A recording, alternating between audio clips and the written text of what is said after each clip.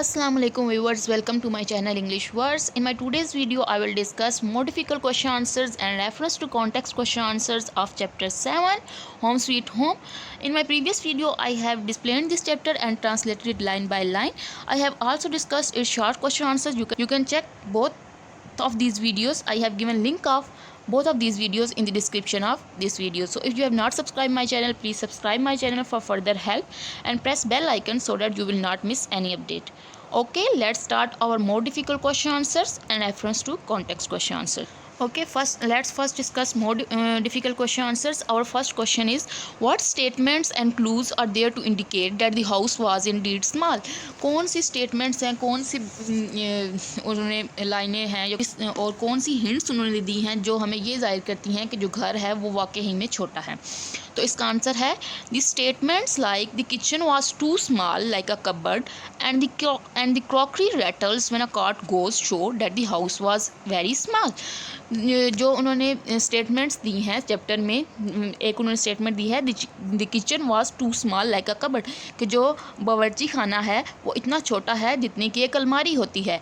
And the crockery rattles when a cart goes, और जो बर्तन वगैरह हैं वो उनमें खड़खड़ाहट पैदा होती है जब कोई गाड़ी गुजरती है. तो ये स्टेटमेंट ये जाहिर करती हैं कि जो घर है वो वाकई में छोटा था.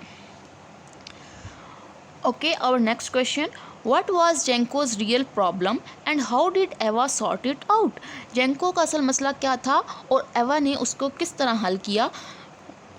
How do you think she solved his first problem? और आप क्या सोचते हैं कि उसने उसकी पहला जो मसला था वो कैसे सॉल्व किया? His real problem was being ungrateful. उसका असल मसला ये था कि वो शुक्रगुजार नहीं था. He always overreacted on the minor problems. वो छोटी छोटी मुश्किलात पे, छोटे छोटे मसाइल पे बहुत ज़्यादा रिएक्ट करता था, बहुत ज़्यादा परेशान होता था. Eva solved his problem by letting him face a worse experience. एवा ने उसका मसला हल किया उसको एक बुरे तजर्बे से गुजार के.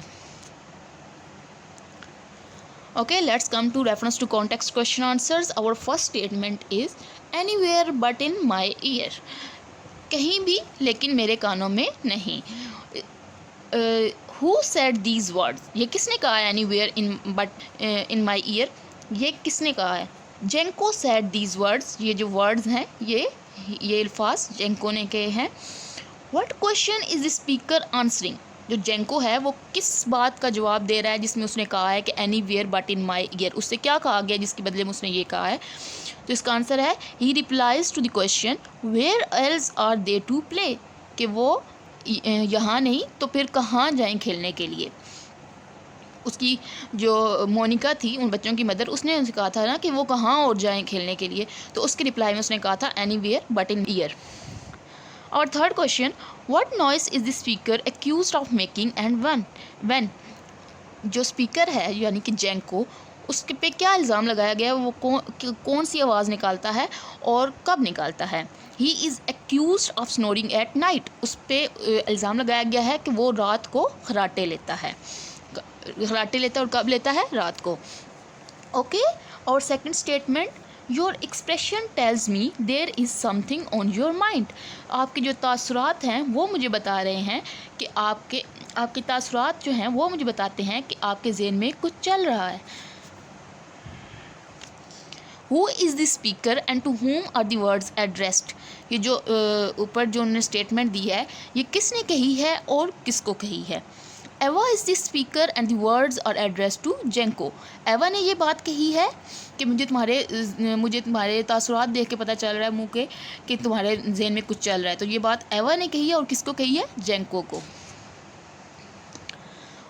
Second question, what kind of expression did the person have? वो जो पर्सन है यानी जेंको, उसके मुँह पे कौन से तासुरात थे? इसका आंसर है, he had confused and sad expressions. वो बहुत ज़्यादा पजल हुआ था, कन्फ्यूज था और उसके मुंह पे गमगीन किस्म के तासुरात थे.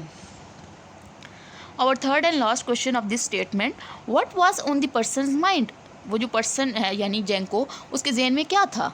He is having a desire of bigger house in his mind. उसके जहन में था, एक ख्वाहिश थी बड़े हाउस की, बड़े घर. ओके व्यूअर्स, ये थे हमारे more difficult question answers and reference to context question answers of chapter 7 home sweet home. I hope you have understood it. If you have not subscribed my channel, please subscribe my channel English Words for further help and press bell icon so that you will not miss any update. And if you have any question, any query, you can ask me in the comment section. Okay, thanks. Allah Hafiz.